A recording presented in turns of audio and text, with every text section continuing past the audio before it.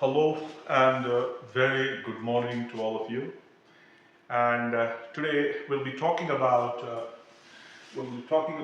just take the harmonic oscillator and we will solve the problem of harmonic oscillator using analytical approach and harmonic harmonic oscillator.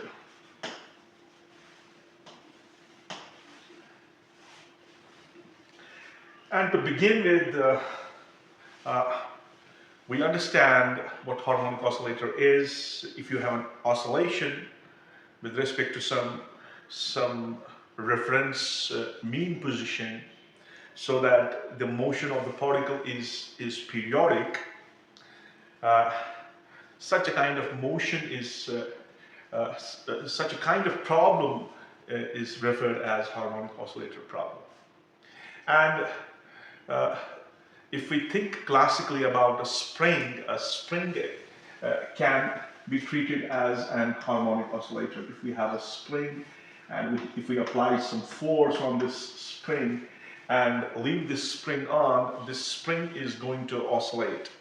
It's going to oscillate with respect to its mean position, and this oscillation will stand up to a certain time because of the presence of the resistive forces, and finally this spring will come to rest. And if we think about anything in the cosmos, I mean, think about solid state, think about condensed matter, where we have a solid. In the solid we have atoms, and these atoms they are having a harmonic oscillator type of motion. The motion can be treated as oscillatory in nature. And if we think in the domain of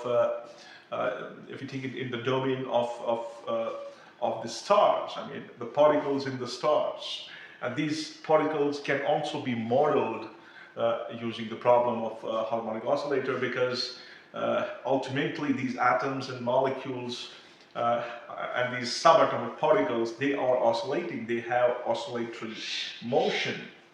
So I don't find any of the domains in our day-to-day life where we cannot model a situation in terms of harmonic oscillation, and it has its role in biological sciences, where you can model the protein molecules by modeling them in the context of harmonic oscillator problem. So there are many domains. Almost, I feel every domain is linked with this harmonic type of motion. And since the spring that I showed here it's a classical spring, and we are subjecting our understanding to the harmonic oscillator when we treat atoms, molecules, and subatomic particles. So if we have a particle and this particle has oscillations, how can we treat this problem in the domain of quantum world, in the domain of quantum framework, in the domain of the framework of the quantum mechanics? And as we know that the basic equation for having any kind of dealing that we have in these microscopic systems, the Schrodinger's equation is the basic equation that's subjected to evaluate an information about the system. And in this in today's lecture, what we will do is we will treat the problem of harmonic oscillator using analytical approach. So we will go with an analytical approach to solve the problem of harmonic oscillator. And what we have is we have to start from the Schrodinger's wave equation. So we are going to take into consideration the 1D problem, and we have a one-dimensional harmonic oscillator, and we can write down the Schrodinger's time-independent equation for this harmonic oscillator. So if I write down its Schrodinger equation d2 psi by dx2 plus 2m by h bar square e minus v of psi is equal to 0. So this is my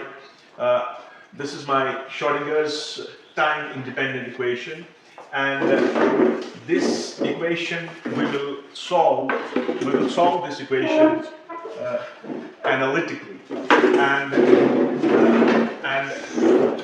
here we are very much aware about the symbols of this equation.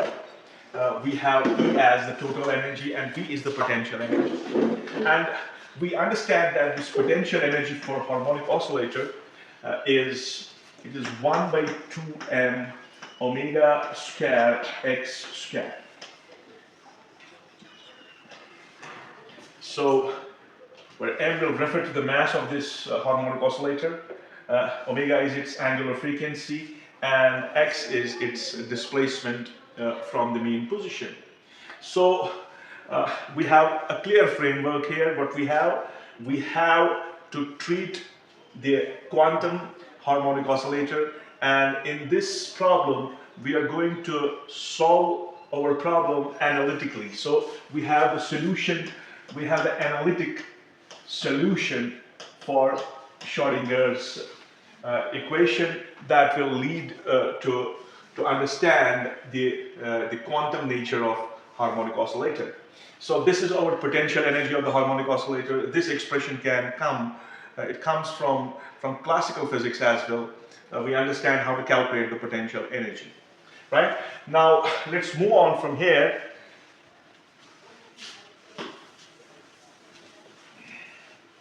So I can write down this as d2 psi by dx2 is, this is minus 2m by h bar. I should have used value of v in it. Okay, so let's go with value of v, d2 psi by dx2 plus 2m by h bar square times e minus 1/2 of m omega square x square of psi is equal to 0. Right? And what we can do, we can take this h bar here, we can bring this 2m here. First, we will transfer it. Okay, we will write down this as d2 psi by dx2.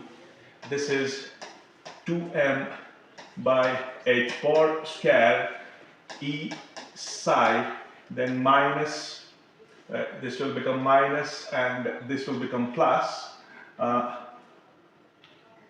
2m by h bar square times 1 by 2m omega square x square and psi.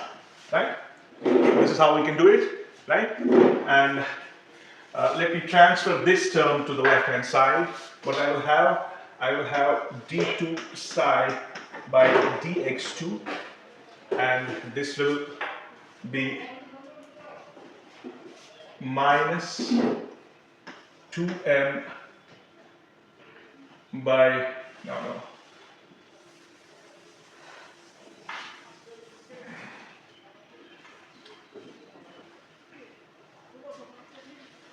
Let me bring this term back here. This will be minus 2m by h bar square times 1 by 2m omega square x square psi. This will be equal to minus 2m e psi by h bar square. All right? Now here we can see that if I get this 2m by h bar square, if I get it common,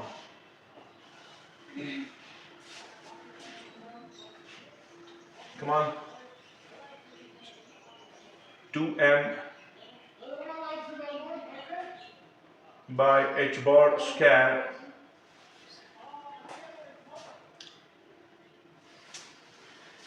I have to mold it some way. Come on. Can I write like this? This is h bar square by 2m d2 psi by dx2. This is equal to minus e psi. I will not make it equal now. I will transform that here. That is minus 1 by 2 m omega square x square psi, and this will remain on the right hand side. That is minus 2m e psi by h bar square. Okay. Now, from these two terms, if I get h bar square by 2m out, what will remain inside? Inside will be left with d2 psi by dx2. Then this is minus here, okay?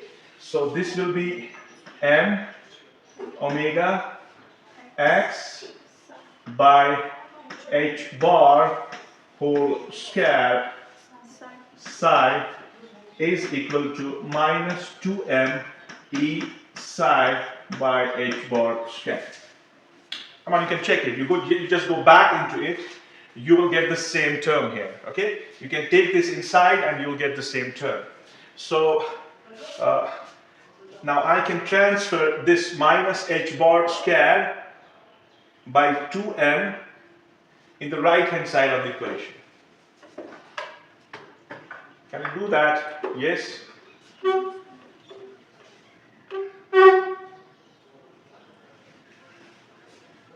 Have I committed any mistake?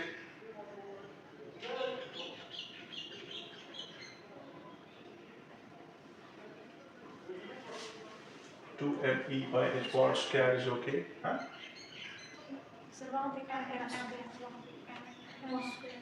Huh? Where? Whole square. Here you're talking about this. Yes. See, I'm getting h bar square common, right? Now, when h bar square will go in, when it will go in, what will happen? It will go as square. So this is already h bar square, and h bar square and h bar square will cancel. So you will not get any h bar square. That's right, but I feel I'm comfortable with this. Am I right here? This is 2m by h bar square e minus v, right? So 2m by h bar square is the multiple of e. It is as well the multiple of the potential energy. So it's correct. Okay. Now here something I have committed wrong here, and you are not able to point it out. I have committed wrong. Yeah. What's that? That is this term is simply e psi here, because I have taken 2m by h. Because I have taken 2m by h bar square as common, right? Only then I can transfer that to the left hand side of this equation. You got my point? Yes. So here it has to be only minus e psi. That was the mistake that I was committing. So this is what was confusing me. So here it is e psi, it is minus e psi. So this is only minus e psi. Now it's okay, right? So this is clear, right? You will go inside, you will get the same two terms, right? You'll get the same two terms. Now I can transfer this 2m on the right hand side. I can bring down this h bar square down in the right hand side. So what I will be left with? So I will be left with d2 psi by dx2. This is then what we have minus.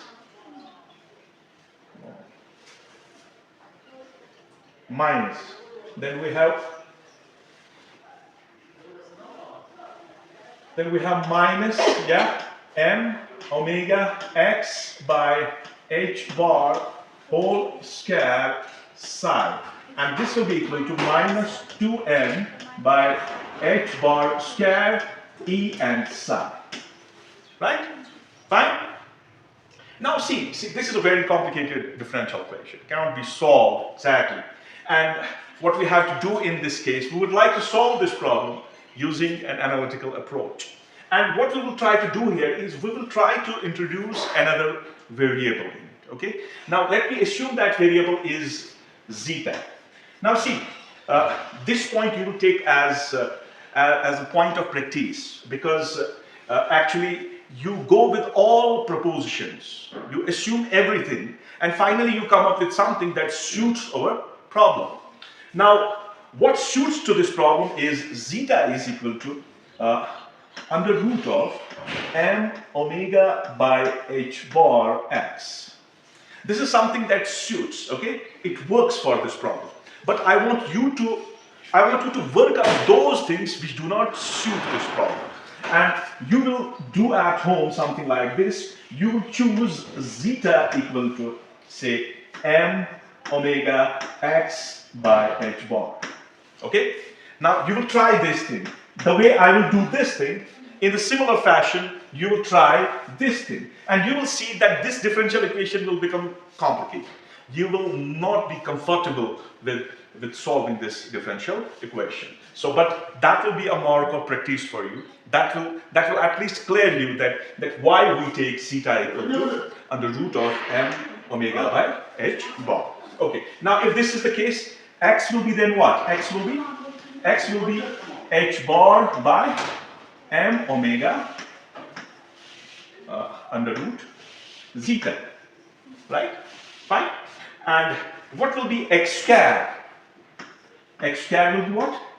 X square will be h bar by m omega times zeta square. Okay? There will be another thing, dx. What will be dx? Come on, dx. Dx will be under root of h bar by m omega d zeta. Now what will be dx2? That will be h bar by m omega d zeta square. Is this clear? Okay? Now what we will do? We will substitute, we will try to transform that differential equation that we have, this one-dimensional harmonic oscillator. We will try to translate it from x to zeta, right? So we will translate it from x to zeta. So what we'll get? What we have, come on, this is my equation, right? So d2 psi by dx2 I can write like this, then minus this thing, m omega x by h bar whole square, right? So here you have x square. So for x square, I have this much. Come on, okay? So what will I write here now? I will write d2 psi by dx2, then minus m omega, that is m omega, this is m square omega square by h bar square, then you have x square. So for x square, what was it? Come on, tell me. It was h bar m omega zeta square. So I will write here h bar by m omega, then you will have zeta square, and then you have something equal to what? Then you have, this is minus 2m by h bar square e psi. So it is as it, huh? This is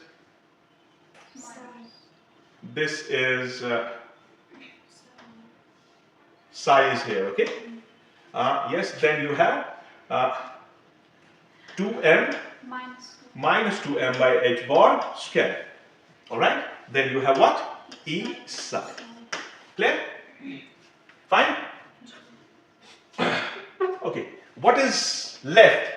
Dx square. I have not introduced a dx square, okay? Now let me write down another stuff for this, okay? So dx square is what? What is dx square? That is, that was there, okay? Yeah, that's it.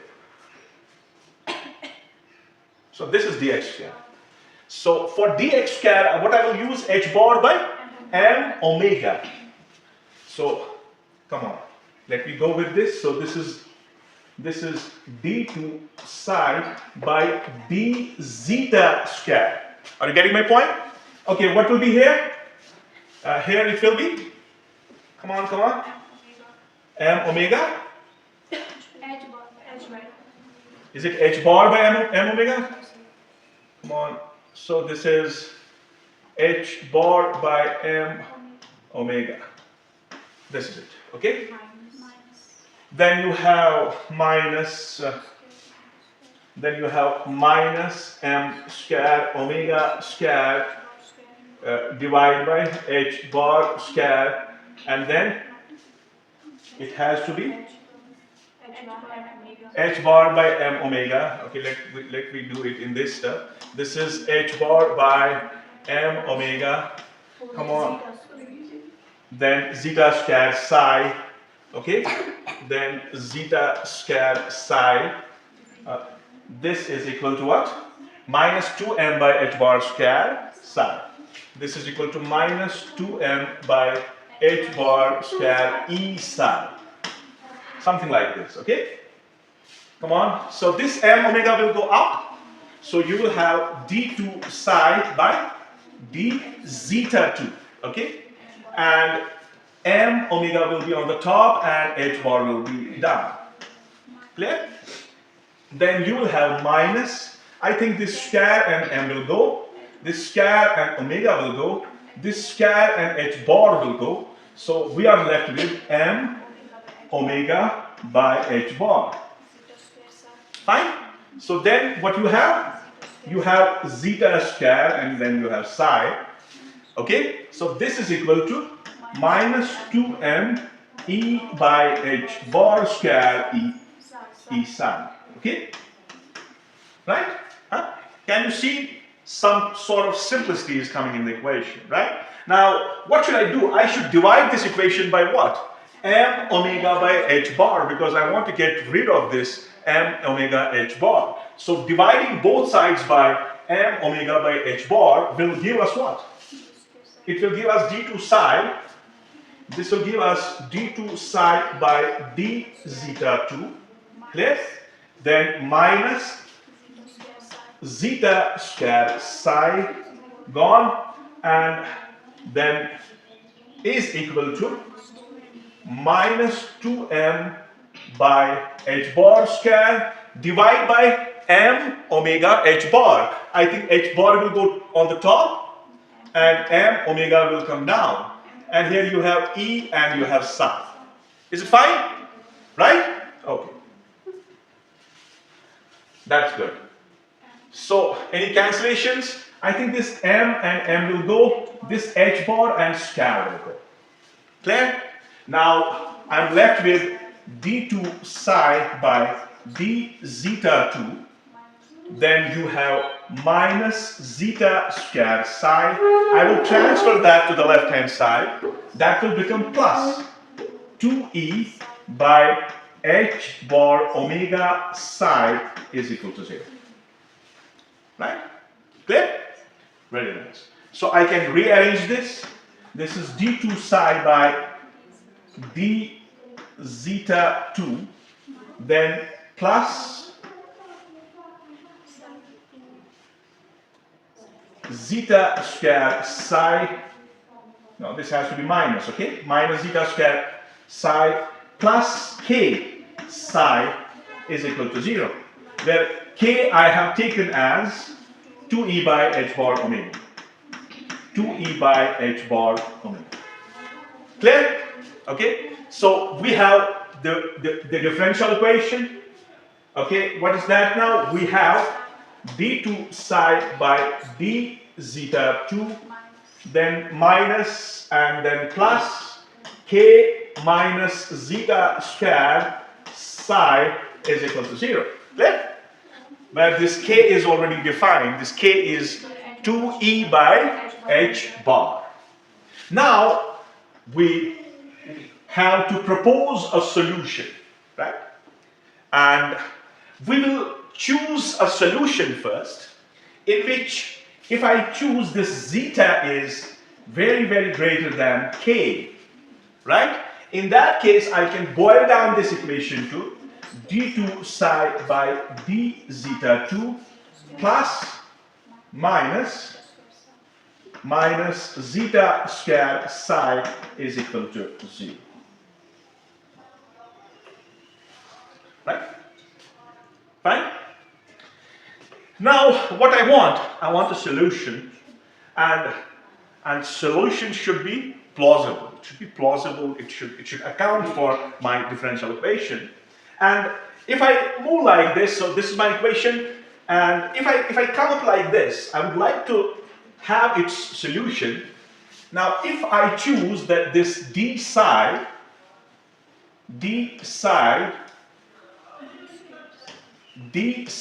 by d zeta is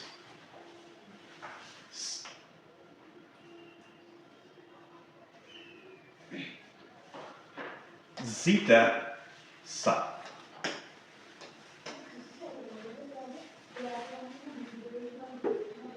I choose an equation, d psi by d zeta is zeta psi. Can I write like this? D psi by psi is equal to zeta d zeta using variable separable approach. I can integrate it, right? If I integrate it, what I'll get? I will get log of psi is equal to zeta square by 2. You are integrating it, okay? Integration of x raised power n is x raised power n plus 1 divided by n plus 1. So here it is zeta square by 2. And you can introduce the concept of integration. When you will do that, you will come up with psi a e to the power of x, sorry, this is zeta, okay? So this is zeta square by 2.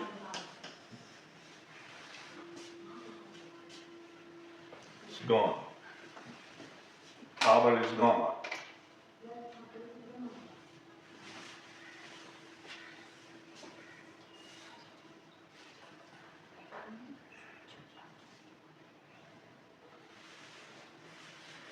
Okay, where have we reached? So we had obtained, first I would like to write down that equation. I think what's that? You have d2 psi by d zeta 2 plus k, is it k plus k? Plus k minus zeta square psi is equal to 0. And what we use here, we assume that zeta is very, very greater than k. And we obtain psi. How much is psi?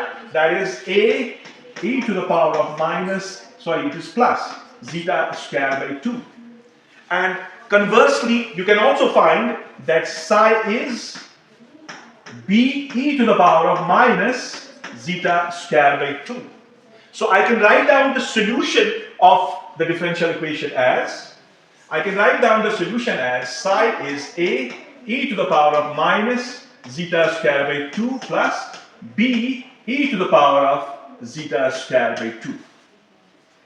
Right? Now, this part of the wave function is not acceptable because its value is going to the positive infinity, right? So the plausible solution of this differential equation, when zeta is greater than that of k, can be taken as psi is a e to the power of minus zeta square by 2.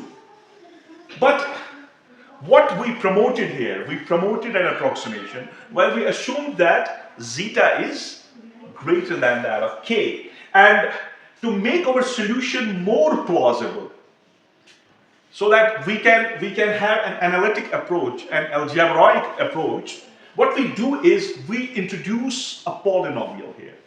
And that polynomial is called Harmonic polynomial. So if I have to write down the solution for this problem, that is psi is h of x e to the power of minus x, zeta square by 2. Right? Psi is h of x e to the power of minus zeta square by 2. I choose this as the solution of the differential equation. Now, if I do that, what is in my differential equation? I have d2 psi by d zeta 2. So I should calculate d2 psi by d zeta 2 for this wave function. Clear? So what will I do now? I will differentiate. Come on. So when I will differentiate, I will get d psi by b zeta is, can I write h dash of x e to the power of minus zeta square by 2 plus uv. Okay, I'm treating it as uv. So I differentiated the first h dash of x, the second as its. Now I will keep the first as its. So h of x will remain as is, and you will differentiate the other one. What you will get here, you will get 2 zeta by 2, and 2 and 2 will cancel. So you will get minus zeta here, e to the power of minus zeta square by 2. Clear? Right? Okay, so till now we have only obtained d psi by d zeta. What we have to obtain? We have to obtain its double derivative. So for that, let me go with this step. So this is h dash of x e to the power of minus x. I'm again and again trying to write x. I have already converted it into zeta. So this is zeta square plus. Now this plus will change into minus. Okay? Am I right? So this will change into minus. Then you will have what? H of x. Then you will have zeta. Then you will have e to the power of minus zeta square by 2. Now what's the next thing that we are supposed to do? We are supposed to differentiate this equation again. So we will differentiate this again with respect to zeta. So what we will obtain? d2 psi by d zeta 2. Right? Now here you will have uv, and here you will have what? uvw. Right? Okay. So here you will have h double dash of x, get it? E to the power of minus zeta square by 2 as x. Okay. Then you will have plus, that will become minus because once you differentiate it. So I will write here minus. So this is minus h dash of x. Then you will have zeta here, and you will have e to the power of minus zeta square by 2. So this part is resolved. Now we have to resolve this part. Now in this case, yeah, come on. So in this case, okay, then I will go with minus. I will go with minus h dash of x, zeta as x, e to the power of minus zeta square by 2 as x. Right? Then the next term will be minus h of x as x, e to the power of minus zeta square by 2 as x. Differentiation of zeta will give me 1. Right? And the third term will be what? Then you will have minus minus, that will become plus. You will have h of x, then you will have zeta, and then you will have what? Then first term, second term is gone. You will have zeta square here, then you will have e to the power of minus zeta square by 2. Right? Okay, this is so hectic. Now, see what we can do here. This is h double dash. Now, let me introduce this in my differential equation, right? So, in my differential equation, this is my d2 psi by d zeta 2. Then, what we have after that? Plus k minus zeta square, right? Then we have plus. Is it minus here? No, it is plus. It is plus. Let us check it. Come on. Plus. This is plus. K minus zeta square psi. Instead of psi, what will I use? I will use h of x e to the power of minus zeta square by 2. So keep this thing in mind. So you will have what? You will have plus. Come on. So you will have plus k minus zeta square times h of x e to the power of minus zeta square by 2 is equal to 0. So this thing is all your Schrödinger's equation, right? So this whole thing, come on. Now h double dash of x, I think in all the terms, e to the power of minus zeta square by 2 will be common. So let me write down that term first. So e to the power of minus zeta square by 2 is out. Let me get it out. and then h double dash of x I will write as a term. So then I will have h double dash of x plus, I don't think there will be plus, there will be minus. You find the two same terms. What are they? Come on. See, this is h dash. This is also h dash. This is zeta and this is zeta. So this is minus twice h dash of x zeta. So this is minus twice h dash of x of zeta. E to the power of minus x squared by 2 is out, okay? So that term is also gone. Come on, come on, come on. What will come after this? So this thing and this thing is gone, this thing is gone, this thing and this thing is gone. So this is minus h of x. So this will be alone? No, this will not be alone. Plus zeta square. ऊपर है. Yeah, this? जी. Okay, wait. This is minus h of x. Okay, this is also minus h of x. This is zeta square h of x. Are you getting? I think there will be some cancellations. I think this is minus h of x. Come on, look at it. This is minus h of x e to the power of. And what about this? What about this? This will give me, oh, sorry, this. Where is that? This is k, h of x, e to the power of minus zeta squared by 2. Okay, I have incorporated k here. Okay. Okay, this k I will not incorporate. No. Come on. Where am I doing it wrong? Sir यहाँ पे plus है. ये उसके साथ. This one? Minus h of x plus वहाँ पे ऊपर जो है h of x zeta square. ये यहाँ पे प्लस है. यहाँ पे here it is plus. Huh? Yes, it is plus. Then the point is minus h of x plus h of x zeta square. but this is zeta square, no? And then what you have here? H of x zeta square. Here, this is what I was looking for. This term and this term will cancel, right? So this term and this term will cancel, but you'll be left with k h of x. So you will be left with plus k h of x, and your e to the power of minus zeta squared by 2 is common, right? Clear? Okay. So this is equal to 0. What? There is another term. Minus h of x. Minus H of x. h of x e to the power. Okay. This is, okay, I can do that. So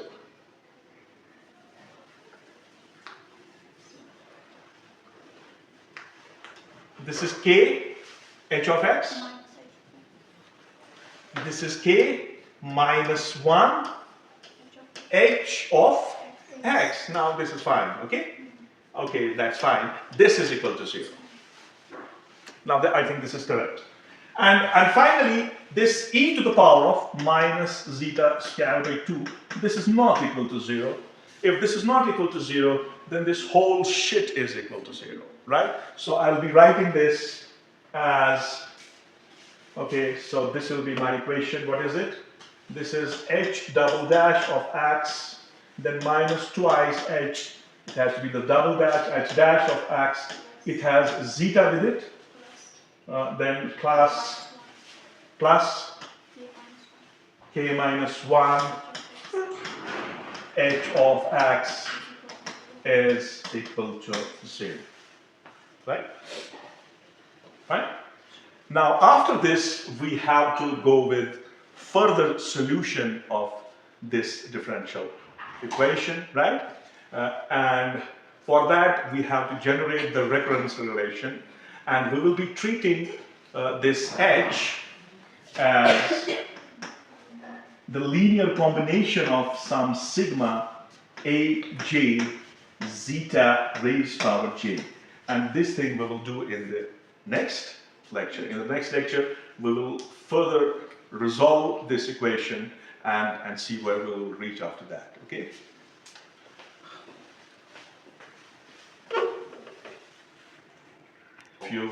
And I'd like to go with we have been talking about harmonic oscillator, and we started from Schrodinger's wave equation. We incorporated the harmonic oscillator potential and energy term in the Schrodinger's wave equation, and then we tried to solve the Schrodinger's equation, and all of that procedure is there available in the previous video. And finally we came up with a result. The result was h double dash minus twice h dash zeta plus k minus 1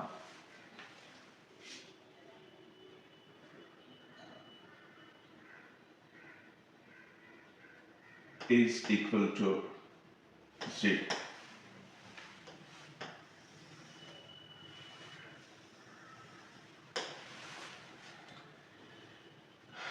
So this was the result of having an equation, and in that equation what we had e to the power of minus zeta squared by 2. This could not be equal to 0, and that's why the result was this equation. And now, to look for the more generalization of this equation, I choose this h as the linear combination of, say, aj zeta raised power j starting from 0 to infinity. So the h that we have, I choose it as a linear combination of zeta raised power j, and aj refers to the coefficients, and obviously the point of normalization is linked with those aj's. Now, if I proceed from here, I can think of here I must have h, and if I take its first derivative, say h dash, that will be sigma j from 0 to infinity, then that will be aj, and j will come down zeta j to the power of minus 1. So this will be my h dash, and now at the same time I will go with another derivative of h so that I come up with h double dash. So I will have h double dash as sigma j. Now here j will start from 2 to infinity, then I'll have a j plus 2 and j. Okay, so j minus 1 will come down, and we will have zeta j minus 1 minus 1, that will give me j minus 2. All right, so we have h dash, and we have h double dash. So I'll be incorporating these h's in my equation to boil down this equation with more interpretations. So for h double dash, I will be using, so this here, what is important here is that in all the terms, whether I have h double dash or h single dash, I should lead all parameters with zeta raised power j. So in order to do that, I would like to translate this h double dash as, so that my summation also starts from j equal to 0 to infinity. So that's going to give me aj plus 2, and I will replace this j by j plus 2. And then I have j minus 1, it will convert into j plus 2 minus 1, so that will become j plus 1. And with zeta, I will be left with j plus 2 minus 2. Plus 2 and minus 2 will cancel, and I will come up with zeta. Now we can see that all the terms have zeta in the extremes of, you can see for h I have zeta raised power j, and for h dash I have zeta raised power j minus 1, but the point is in my equation already zeta exists. When I will incorporate in the equation, I will get zeta raised power j, and then I have boiled down this again to the same framework and replacing j by j plus 2. What I obtain here is I obtain the same thing. For j I will use j plus 2, then j plus 1 comes because j plus 2 minus 1 will give me j plus 1, and finally I come up with zeta j. So what would I like to do now is to incorporate h double dash, h dash and h in the equation that I have started with. So first it will be h double dash, so this will be the first term. Then I would like to rub it now, because this I'm using for h double dash, and then I will have plus sigma j equal to 0 to infinity, and aj j zeta raised power j minus 1. So aj j zeta raised power j minus 1, but we can see here we have here zeta raised power 1. So plus 1 and minus 1 will cancel. We will come up with zeta. So it will be aj j zeta raised power j. And the last thing is plus k minus 1 times h, that is sigma j running from 0 to infinity, then aj zeta raised power j. And this whole thing is equal to 0. Now what we would like to do is we would like to separate down sigma, and we would like to separate down aj and then see where we reach from here. So what will be common to all is sigma zeta raised power j. This will be common. So inside we'll be left with aj plus 2. Okay, aj plus 2, and zeta is out. Come on. Then j plus 2, j plus 1.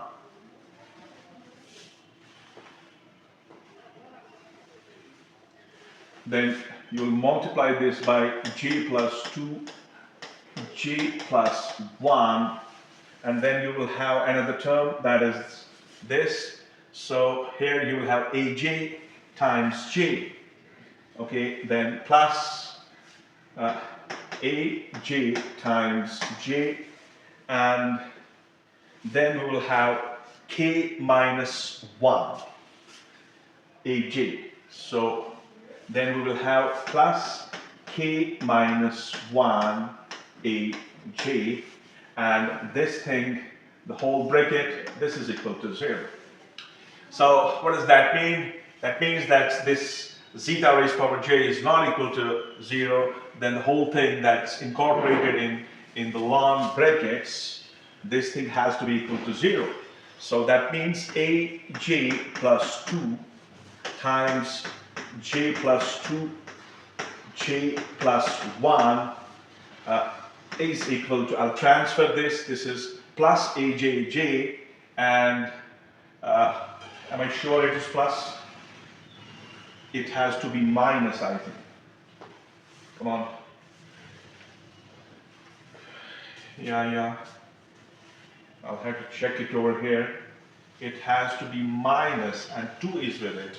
So I will have to incorporate 2, and here it is 2, and you have minus here, okay? And finally, we will have the same thing here. So we will have here minus 2ajj. So I can, when it goes on the other side of the equation, you will have twice aj and j, and this plus k minus 1 times aj will go on the other side. It will become minus k minus 1 aj.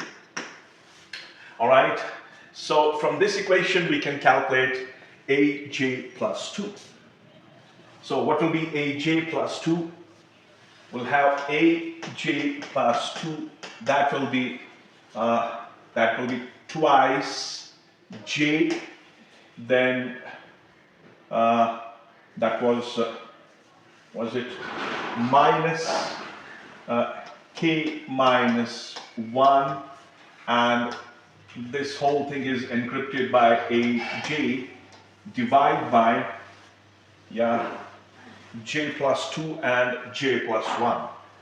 So this will be divided by j plus 2 times j plus 1. Now we can see towards this equation will go to infinite. I mean, the j can go anywhere it wants. So what we would like to do here is we would like to put a constraint. I mean, j can have a finite value if this 2j minus k minus 1, which of course will be 0, will be equal to 0. So if I take that condition that 2j minus k minus 1 is equal to 0. It gives a physical meaning to my problem. So what will be this j? This 2j in that case will be k minus 1. Now the question arises, what is k? We have already substituted k for something. What was that something? That something was, this k is minus 2e by h bar omega. Right? And for k, I will be using 2e, I think it was 2e by h bar omega. So I'm not sure about it, let me see it. So let me take it as 2e by h bar omega. If I do that, 2j, in that case this 2j will be equal to 2e by h bar omega. This will be equal to 2e by h bar omega, and then I will have minus 1. All right, then minus 1. Okay, so this 2e by h bar omega will be equal to 2j plus 1. And we can calculate the energy. We can calculate the energy of the oscillator. That energy will be given by 2j plus 1 times h bar omega, and this will be divided by 2. So what you have to see here is that we are obtaining the quantized energy for this harmonic oscillator, and we can see that this j can take some finite values, and for j can be replaced by n. So if I do that, E will be 2j plus 1 divided by 2 times h bar omega. So E will be 1 by 2 plus j max times h bar omega. And finally, this j can be replaced by n, that is 1 by 2 plus n times h bar omega.